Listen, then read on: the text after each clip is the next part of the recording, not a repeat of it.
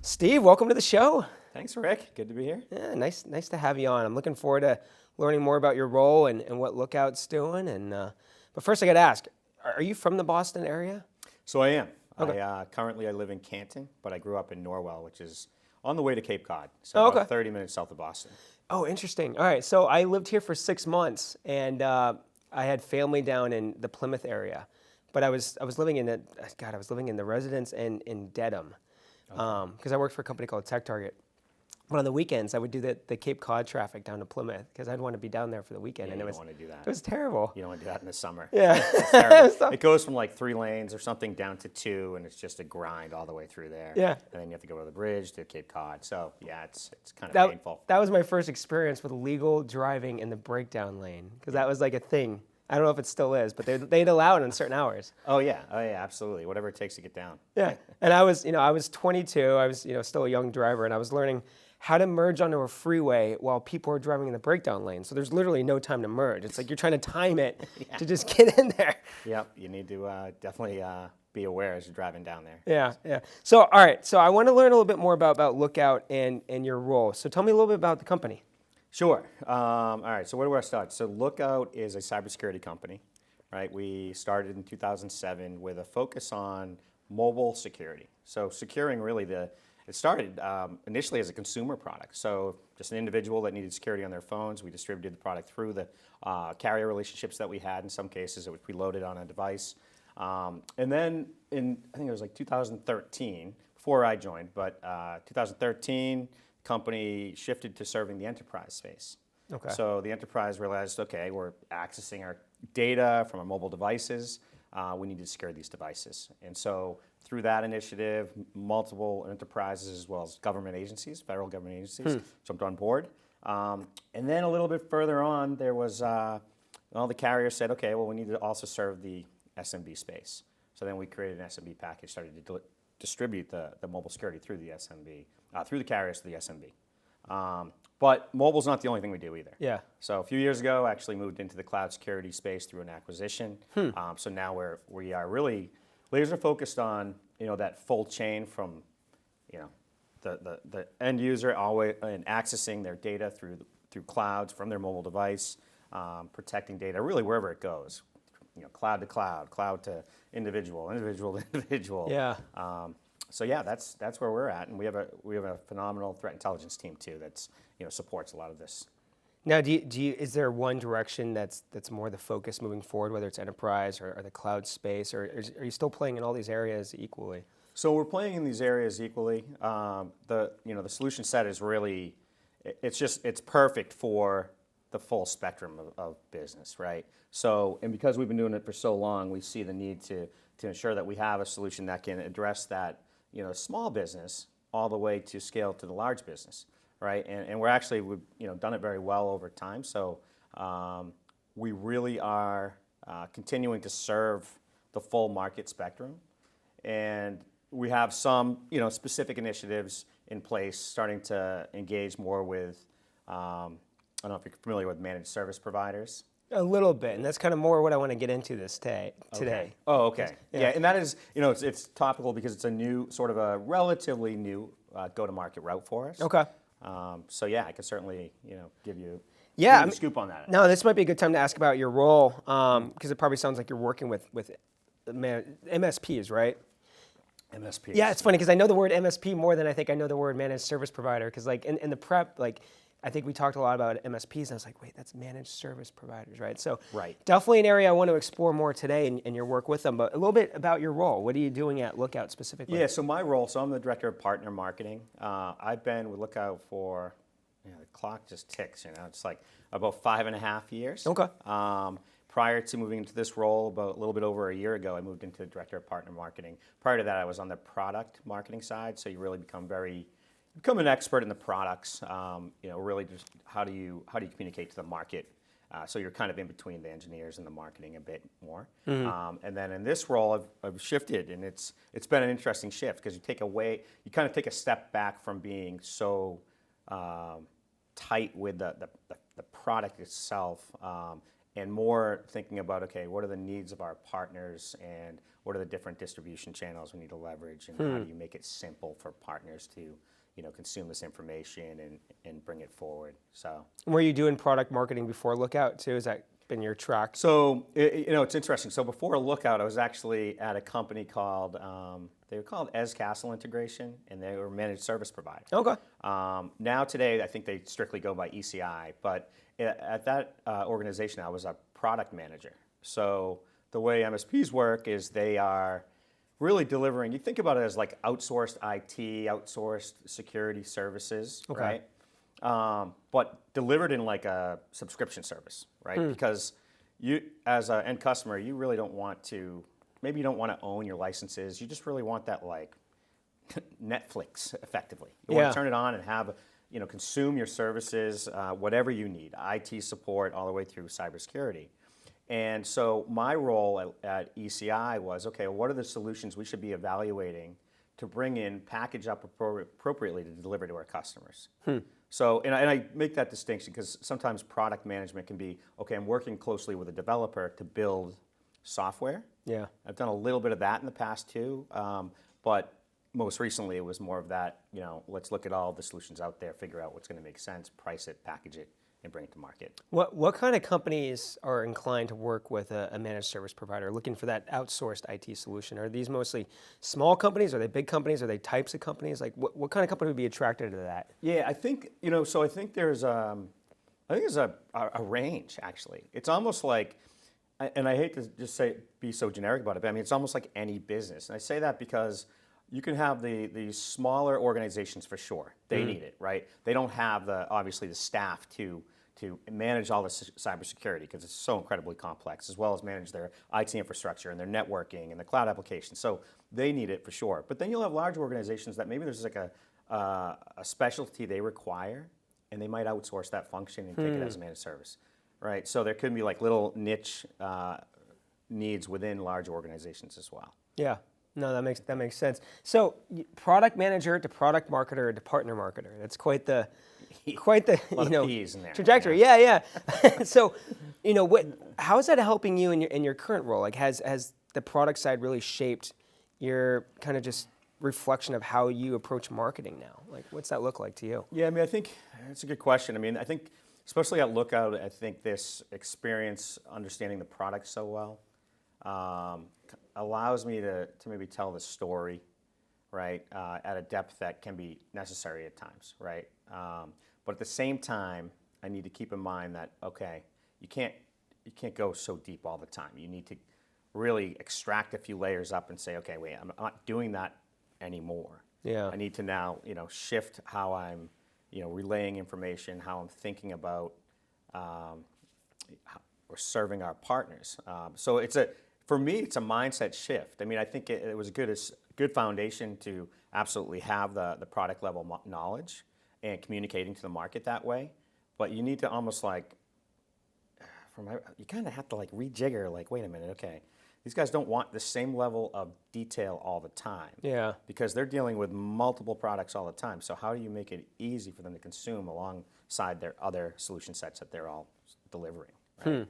So I don't know if that answered the question or not. Yeah, no, it's interesting. And I think, one area, because I've worked with a lot of product marketers over my life, and I think one area where I see them go a little bit too far is they just talk too much about the product. And so it's interesting to hear you say, like, you gotta really think about what you want to up level. And I can use a really pretty good example, right? So I think when you look at, and we all do it, right? Everyone, you're in your lane. You're in your, like, I work for a cybersecurity company. So I actually, like, maybe there's certain things you just expect people to understand. Yeah. And I don't mean that in, like, this derogatory way. It's just like, just like if there was a manufacturing organization, they have certain languages, and they just, oh, wait, you don't know this process, or that this is, lean manufacturing, or whatever it may be.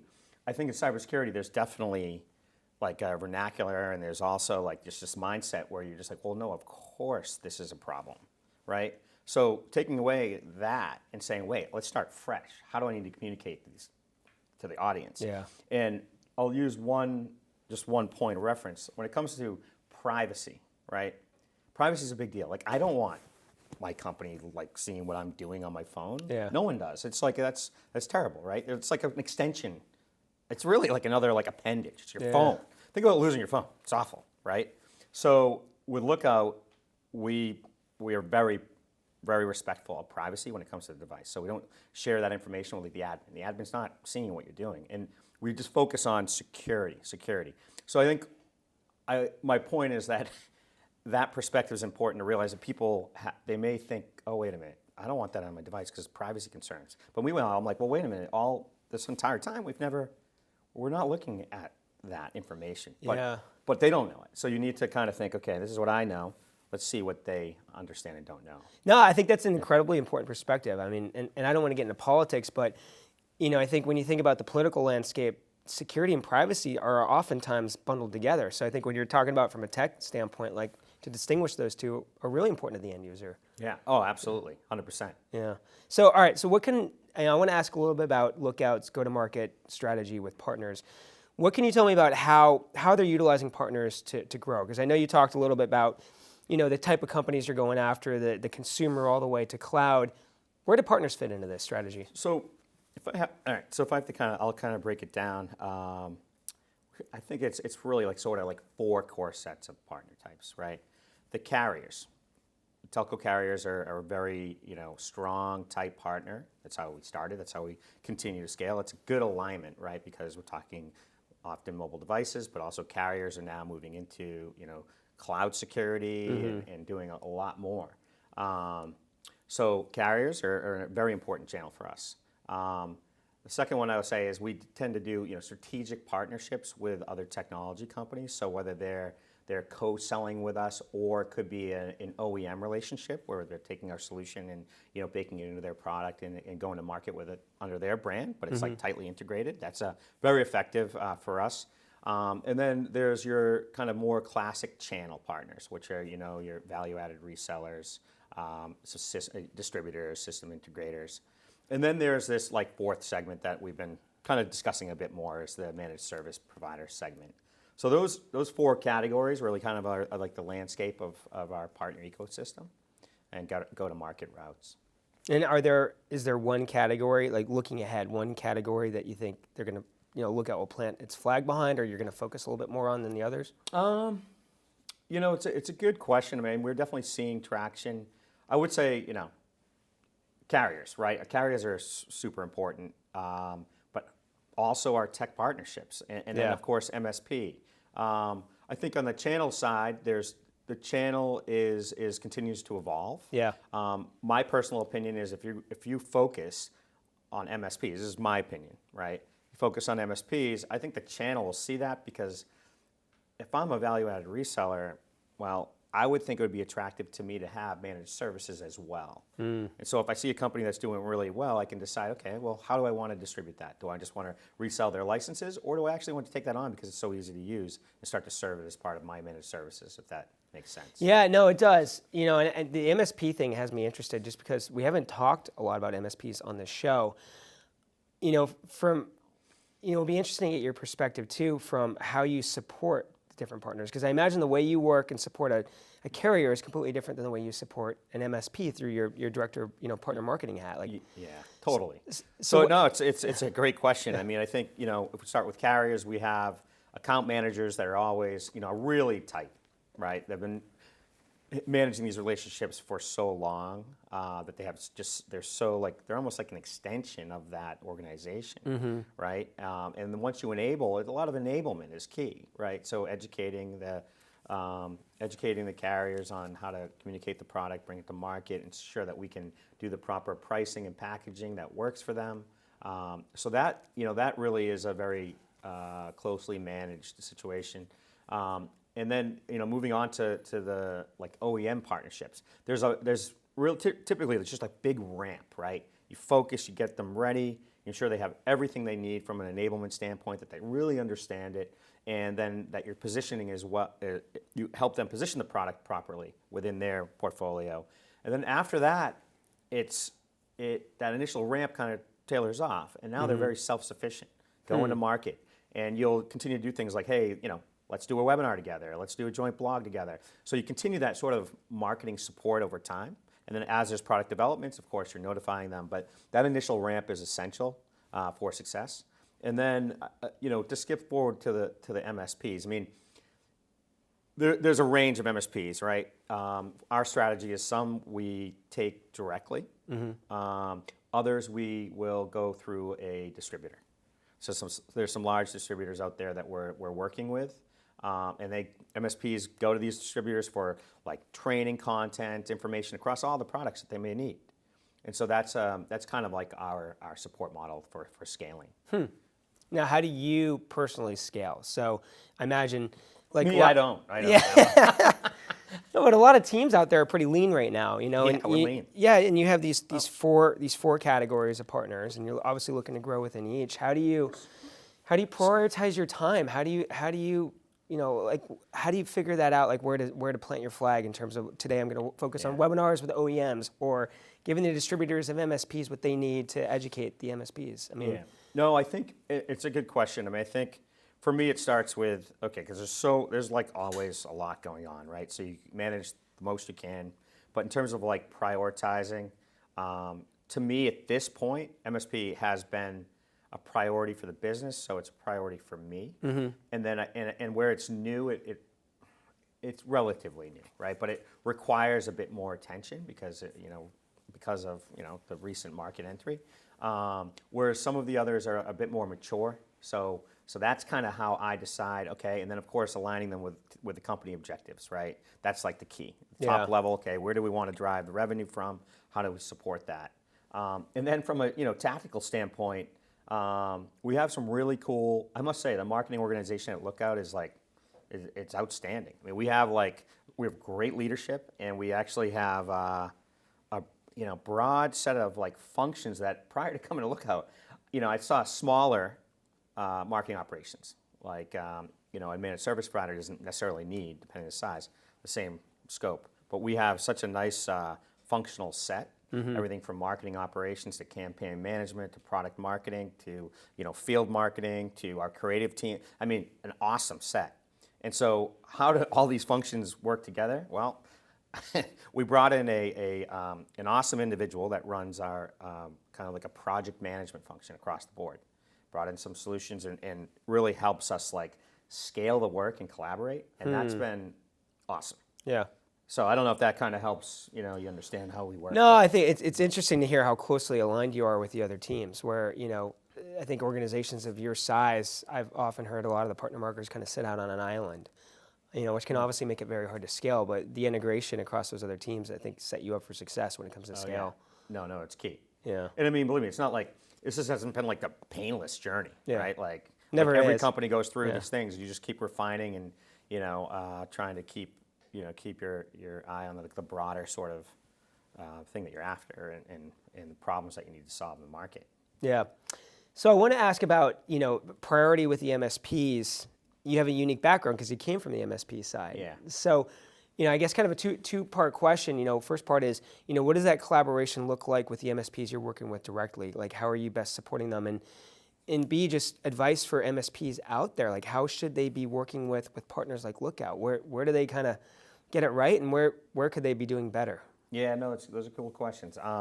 So, like, after this, right, I have a call to talk about potentially a webinar that one of our MSP partners wants to host for their customer base, right? So like this is an example of like, absolutely guys, let's think about how we can support you. If you need an expert to join a conversation to make it more engaging, like that's, absolutely webinars, any co-marketing functions that we can, help augment for MSPs, especially where they may be, strapped in that area, we tend to do, right?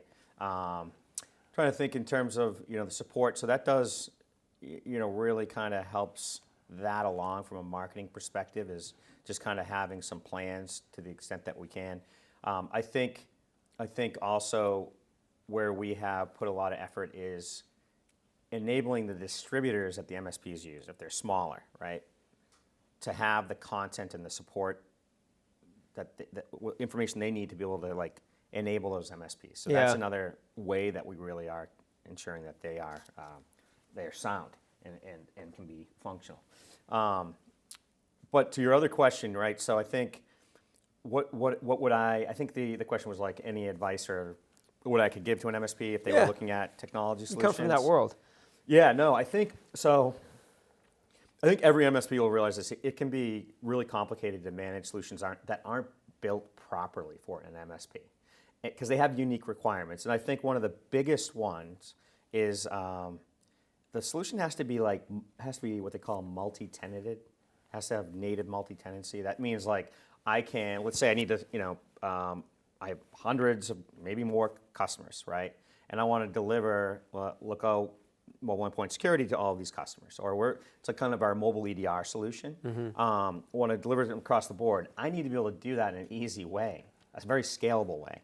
So I want to be able to take and create a policy. Maybe I start with a template, and then I say, okay, this security policy is going to apply across all my customers.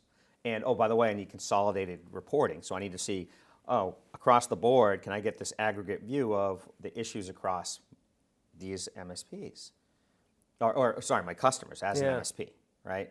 And then being able to kind of have, even within an MSP, be able to do different groups that support business units within that end customer. So the multi-tenancy is a really key component. And I think that would be like, at least when I was at ECI, that was the first filter. Yeah. If it wasn't multi-tenanted, I did not want to look at it because it was going to be an absolute nightmare to manage. And then there's billing implications for that. It just it spirals. So we really spent the last 3 years before we even brought this to market, taking our solution, which we know is rock solid on the security side, and making it right for MSPs, specifically with the multi-tenancy as like that foundational layer. Yeah. And then of course deployment. There's a lot we could talk about, but there's deployment, zero-click deployment, pushing it out. No, that's interesting. And tell me if I'm wrong, but my two takeaways from that is obviously one is product alignment from the MSP side, right? So finding a product that fits. Yeah. But I think two, from the partner marketing side is, even if you have a product that's well aligned for MSPs, being able to properly communicate that to MSPs. Right. And I think that could be key, right? Yeah, that's key. And I'll be honest with you. I mean, one of the things I've been doing purposefully is, so we run we go to a lot of events, right, as an organization. We feel it's important to be there, but I think it's very important to do that with MSPs. And so I've been personally going to a number of these events, and they'll be like a week long and focus on MSPs. And it's a really cool audience to be working with. Yeah. Very cool. A lot of times they're super, fun and kind of laid back. So the vibe is great. And I've enjoyed going, but you also learn a ton. You learn so much through these conversations, and then you're like, okay, cool. How do we bring that back? And I think the other piece of advice is if any vendor just says they can literally handle every problem or every issue that these guys need to address, I'd say that's a red flag. Yeah. Because it's not the case, right? Yeah. What they should say is, I'd love to partner with you guys, and we'll work with you guys. Hopefully, what we have hits 80 to 90% of your needs, and you can make some good money and drive your gross profit margins and so forth, and then we'll work with you along the way to make this thing better. And hey, look at our roadmap, that kind of thing. I'd love to get your take on events in 2024. So we're obviously on the other side of COVID. How have they changed? I mean, they obviously sound like a big part of your strategy, but what's your take on events this year? Yeah, I mean, I think so. For me, we've been, because let's see, you're always balancing, how much do you spend on different marketing initiatives, right? So we've tried to be very selective in the events that we're sponsoring across the board, right? Mm-hmm. So I think we just talked about, RSAC coming up in San Francisco. So we'll be there. We got a great booth presence, so we're excited to be there. There's also a few others. I went to a couple really cool events focused on MSPs. But I think generally speaking, we want to ensure that we're picking the right events. And I know it sounds very basic, but it's so easy to pick the wrong ones because there's so many. And I generally I don't want to say this, but I have this deep feeling that events are just really expensive. And so I'm like, why is this so expensive? And now that I'm managing the budget for the marketing function, the partner marketing function, I'm like, I want to pick the right ones. Yeah. So when I'm doing events, I'm just doing my research. I'm talking to people. How did this go? What do we get? And you have to do that diligence, right? Because it's a lot of time, money. But events are a core component of what we do, just to make sure that we're getting that feedback loop and we're getting our message out appropriately. How are you researching it? Is it mostly just talking to people that have been to this event in the past? Yeah, mainly. Yeah. In the MSP, it's been, I ask that question all the time. I mean, I was at an event, not to plug Robin's big seminar, but there was an event in Nashville, and that's an outstanding event. It was a lot of fun. It was a full week, and I was like, why is this a full week?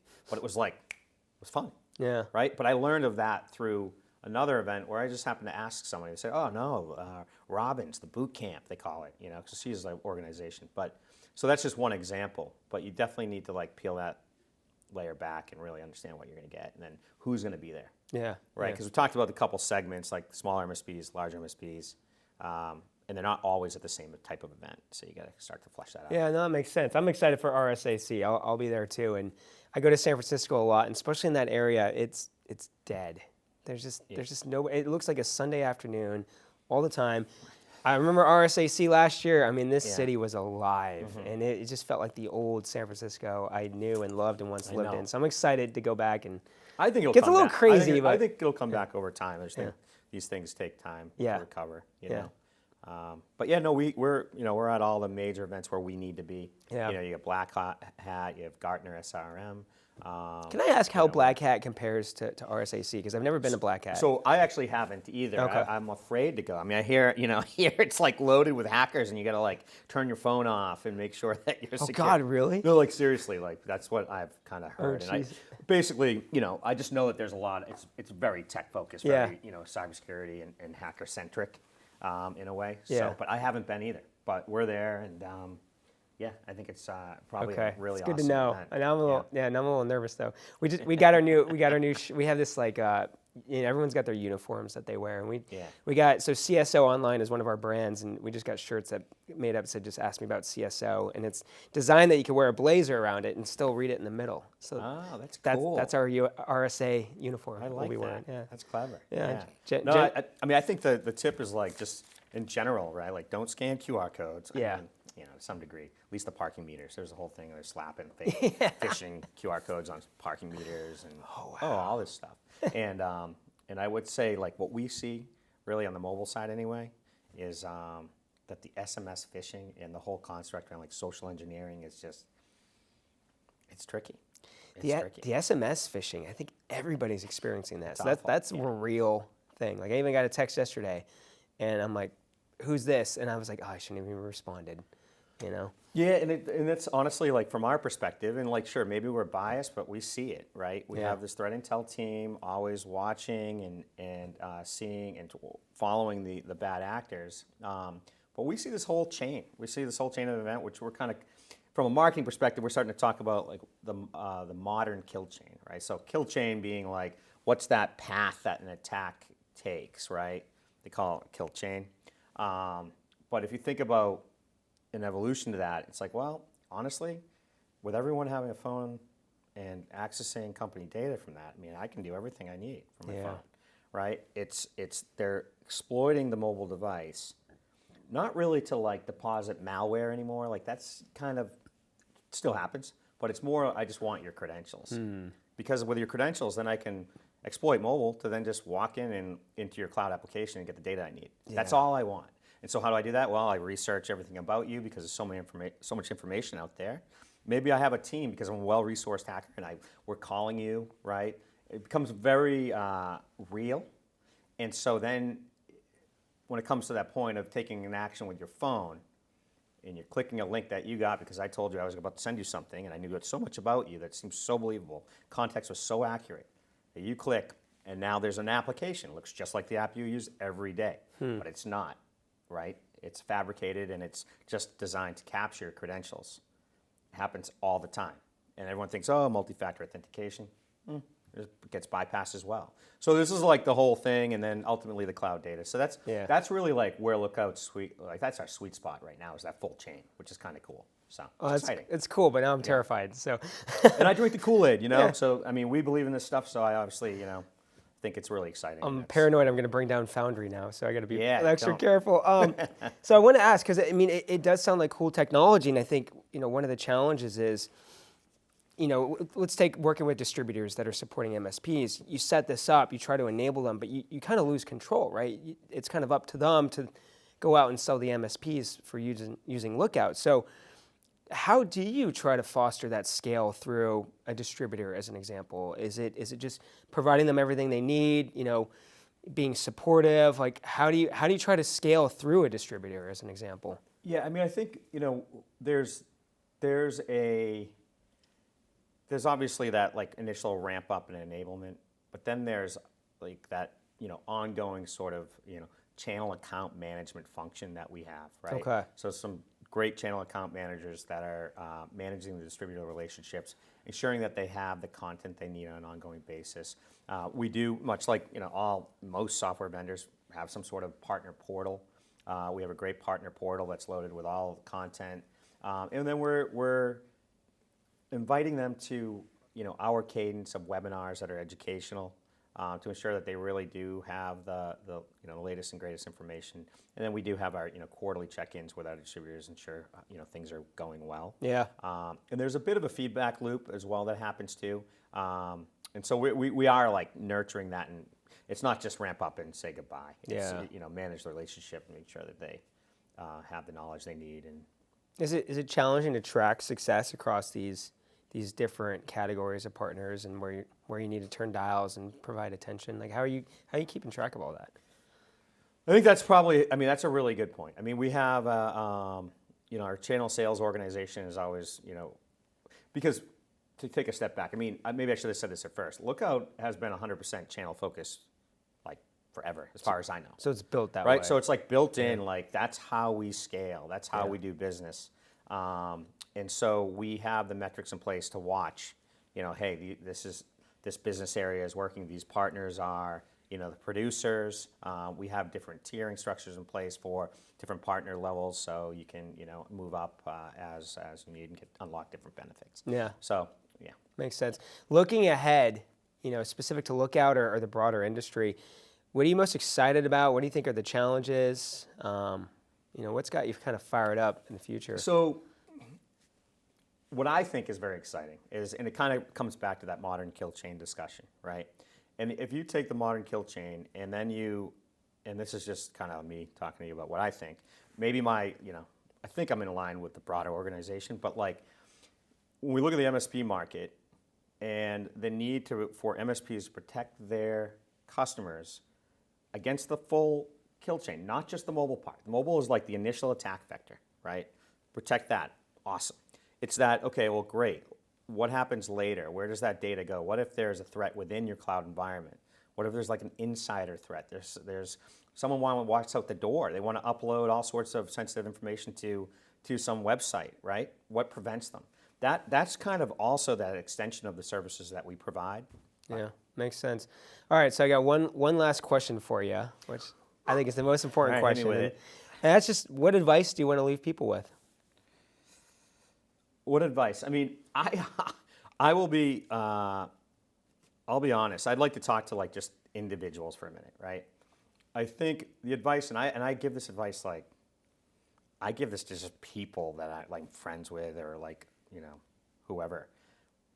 Just don't click on anything and second guess everything when someone's calling you or sending you information. You have to. The social engineering is through the roof right now. It's incredibly difficult. I don't know if you saw, and then obviously layering AI doesn't make it easier. Right. And I'll just use an example. I don't know if anyone's seen this in the news, but like I don't know, it might have been a few months ago. There was an individual that wired $25 million to a hacker because there was what they call a deep fake. So he basically had I think it was like maybe a Zoom or some sort of video conference. Yeah. But everyone that he was looking at was fake. Get out of here. But it's just like he's talking to people that he talks to every day on video conferences. Yeah. And one of those individuals, being the fake CFO, said, "Okay, I'm going to give you wiring instructions, and I need you to follow up and wire this money." So you're having this conversation, 100% fake. This happened in Hong Kong, but still. So my point being, I use that example because I think it's like the extreme to show what is possible. Yeah. But on a basic level, I would just that's my advice from a security perspective. I mean, I don't care, just get the protections in place, whether it's Lookout or someone else, fine, just do it because you need it. Yeah. Well, and it's, personal information and then of course your company information. So that's the unique thing about mobile too. You get both. It's not just protecting the company, it's individuals as well. Where do I sign up? I'm terrified. You're in. All right. Well, Steve, this has been a lot of fun. Thank you so much for coming on. Yeah, cool. Thanks for having me. Appreciate it. Good stuff. Cheers.